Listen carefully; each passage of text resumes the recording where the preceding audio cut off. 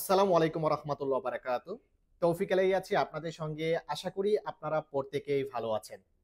Saudi আরবে অবৈধ প্রবাসীদের সংখ্যা কিন্তু সবচাইতে বেশি। কারণ বর্তমান সিচুয়েশনে কাজ না থাকা সত্ত্বেও কিন্তু হুড়হুড় করে নতুন প্রবাসী সৌদি আরবে প্রবেশ করতেছে। যারাই বর্তমানে নতুন সৌদি আরবে প্রবেশ করতেছে, এদের ভিতরে ৩ মাসের ইকামার ভিসাতে যারা আসতেছে তারা সবচাইতে বেশি অবৈধ হচ্ছে। আর এই ধরনের প্রবাসীরা কিন্তু বেশি দিন সৌদি আরবে থাকতে পারতেছে না। আর যখনই সৌদি মানব সম্পদ মন্ত্রণালয় কোনো সাধারণ ক্ষমা প্রবাসীদের জন্য দেয়, তখন থেকে কিন্তু আটক অভিযানও কিন্তু বেড়ে যায়। আমরা ইতিমধ্যেই প্রত্যেকেই জানি কিন্তু যাদেরকে পূর্বে টার্মিনেশন করেছিল তারা বর্তমানে এই ১ ডিসেম্বর থেকে ২৯ জানুয়ারির ভিতরে তারা কিন্তু কাফালা হতে পারবে। হোক সে হুরুপ-প্রাপ্ত বা হোক সে টার্মিনেট প্রাপ্ত।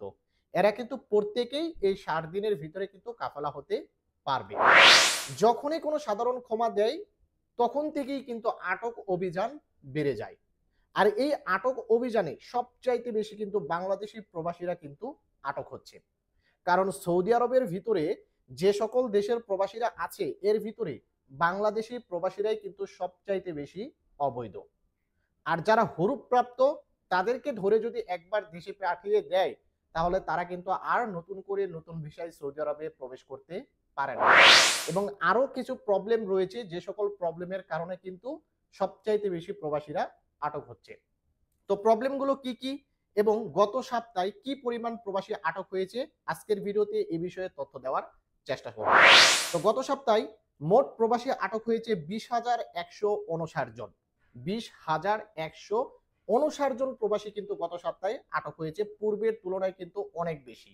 কারণ ওই যে বললাম, বর্তমানে যে অফারটা দিয়েছে সৌদি স্বরাষ্ট্র মন্ত্রণালয়, এর ভিতরে যারা কাফালা হচ্ছে না তাদেরকে কিন্তু গণহারে আটক করতেছে। যারা হুরুপ প্রাপ্ত আছেন বা টার্মিনেট প্রাপ্ত আছেন, টার্মিনেট খাওয়ার পর হুরুপ এসেছে, তারা একটু সাবধানে রাস্তাঘাটে, কাজে, কর্মে একটু সাবধানে চলাফেরা করার চেষ্টা করবেন। এবং শ্রম আইন লঙ্ঘনের জন্য আটক হয়েছে ৩,২০৫ জন। অর্থাৎ যারা আমিন মুনজিল, সাওয়াক্কাস, তাব্বাক মুনজিল এরা যদি বাহিরে কাজ করে বা যাদের কফিলের সাথে কাজ করার দরকার তারা কফিলের সাথে কাজ না করে বাহিরে কাজ করতেছে, বা আপনার পেশা অনুযায়ী যে জায়গায় কাজ করা দরকার সেই কাজ না করে আপনি অন্য একটি কাজ করতেছেন, এটার জন্য আটক করেছে ৩,২০৫ জন প্রবাসীকে। এবং যারা অবৈধভাবে সীমান্ত নিরাপত্তা লঙ্ঘন করেছে এরকম প্রবাসী আটক হয়েছে ৫,৬৫২ জন। এবং গত সপ্তাহে সর্বোচ্চ আটক হয়েছে ইকামাজনিত সমস্যা থাকার কারণে। যাদের ইকামাতে হুরুপ আছে, যাদের ইকামা এক্সপায়ার, যাদের ইকামাতে সাসপেন্ডেড, যাদের ইকামাতে মালকি, এই ধরনের প্রবাসীরা কিন্তু সবচাইতে বেশি আটক হয়। তো গত সপ্তাহে এই ইকামাজনিত সমস্যার কারণে ১১,৩০২ জন প্রবাসীকে আটক করেছে। এবং যারা রাজ্যের বাহির থেকে সৌদি আরবে প্রবেশ করার চেষ্টা করেছে এরকম প্রবাসী আটক হয়েছে ১৮৬১ জন। এবং যারা সৌদি আরব থেকে অবৈধভাবে বর্ডার পাস করে চলে যাওয়ার চেষ্টা করেছে এরকম প্রবাসী আটক হয়েছে ১১২ জন। এবং এই ধরনের অবৈধ প্রবাসীদেরকে, যেমন যাদের হুরুপ আছে, ফুরুস আছে, ইকামা এক্সপায়ার বা ইকামাতে অনন্য সমস্যা রয়েছে, এই ধরনের প্রবাসীদেরকে যারা পরিবহন করেছে বা পরিচালনা করেছে বা রুমের ভিতরে আশ্রয় দিয়েছে, এরকম প্রবাসীদেরকেও কিন্তু আটক করা হয়। অর্থাৎ আপনি একটা অবৈধ প্রবাসীদেরকে আশ্রয় দিবেন, এটার কারণেও কিন্তু আপনাকে আটক হওয়ার সম্ভাবনা রয়েছে। তো এই ধরনের প্রবাসী আটক হয়েছে গত সপ্তাহে ১৭ জন। তো এজন্য প্রত্যেকটা প্রবাসী ভাইদেরকে অনুরোধ করব, যারা অবৈধ প্রবাসীদেরকে এক স্থান থেকে আরেক স্থানে নিয়ে যান বা তাদের সাথে কোনো অবৈধ জিনিসপত্র আছে কিনা এটা ভালো করে যাচাই বাছাই করে তাদেরকে পরিবহন করার চেষ্টা করবেন।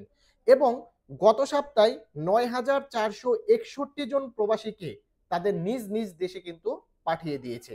এবং এই ৯,৪৬১ জন প্রবাসীর ভিতরে সবচাইতে বেশি কিন্তু বাংলাদেশি প্রবাসীরা এবং সবচাইতে বেশি কিন্তু হুরুপ প্রাপ্ত প্রবাসীরা। তাই যারা এখনো হুরুপ নিয়ে আছেন, বৈধ হওয়ার সুযোগ আছে, যদি আপনার হাতে কোনো অপশন থাকে যে আপনি বৈধ হতে পারবেন, তাহলে অতি শীঘ্রই বৈধ হওয়ার জন্য অনুরোধ করতেছি। আর যদি বৈধ হওয়ার কোনো রাস্তা না থাকে, কোনো সুযোগ না থাকে, তাহলে যেখানে কাজ করবেন, চলাফেরা করার ক্ষেত্রে সব জায়গায় একটু সতর্কভাবে চোখ কান খোলা রেখে থাকবেন। কারণ বর্তমানে কিন্তু গণহারে প্রবাসীদেরকে আটক করতেছে। তো জনস্বার্থে অবশ্যই ভিডিওটিকে শেয়ার করে দিবেন এবং আমার চ্যানেলটিতে যারা নতুন দর্শক অবশ্যই সাবস্ক্রাইব করে সঙ্গে থাকবেন। ভালো থাকবেন, সুস্থ থাকবেন। আসসালামু আলাইকুম।